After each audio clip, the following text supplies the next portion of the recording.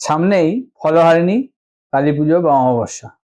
এটি একটি খুব বিশেষ তিথি, খুব শক্তিশালী অমাবস্যা যেটাকে বলা হয়। এই সময় কিন্তু মানুষের অনেক মনের ইচ্ছা পূরণ হয়। তো অনেকেই জানতে চায় যে এই তিথিটায় কি কি কাজ করলে আমার কোনো একটা মনের ইচ্ছা পূরণ হবে। তাহলে পরপর স্টেপ বাই স্টেপ যে কাজগুলো বলবো, সেই কাজগুলি অবশ্যই ওই দিনটিতে, বিশেষ দিনটিতে পালন করুন। তাতে কিন্তু আপনার যে কোনো একটি মনের ইচ্ছা আপনার পূরণ হবে। সেটা করে দেখুন। একাধিক বলবেন না, একটি মনের ইচ্ছা মনে মনে জানাবেন।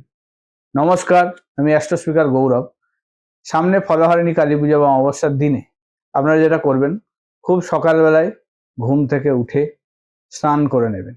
করে আপনারা আপনাদের যে মেন দরজা, সেই দরজার সামনে একটি ঘিয়ের প্রদীপ, মাটির প্রদীপ বা আপনার বাড়ির প্রদীপ সেটাও দিতে পারেন।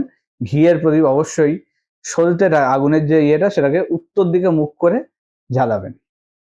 এটা হচ্ছে ফার্স্ট কাজ।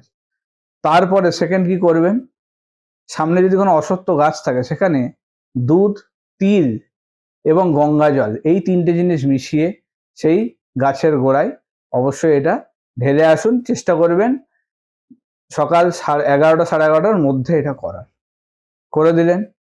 ওই দিনে কোনো একটি কালী মন্দিরে গিয়ে আপনারা, যাদের ক্ষেত্রে বিশেষ করে বিবাহিত যারা, অশান্তি হচ্ছে, ঝামেলা হচ্ছে, প্রবলেম হচ্ছে, তাদের ক্ষেত্রে এটা করা খুব দরকারি।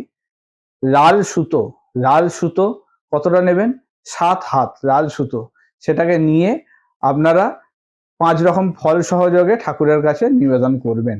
এবং এই 5টি ফলের মধ্যে যে কোনো একটি ফল আপনারা কিন্তু মনে মনে ত্যাগ করবেন বা মায়ের পায়ে উৎসর্গ করবেন, যেটা 1 বছর কিন্তু এই ফলহারিণী অমাবস্যা থেকে পরের ফলহারিণী অমাবস্যা পর্যন্ত খাবেন না এবং কাউকে বলতেও পারবেন না। এবং সেই সময় নিজের মনস্কামনাটা মা কালীর সামনে জানিয়ে বাড়ি ফিরুন।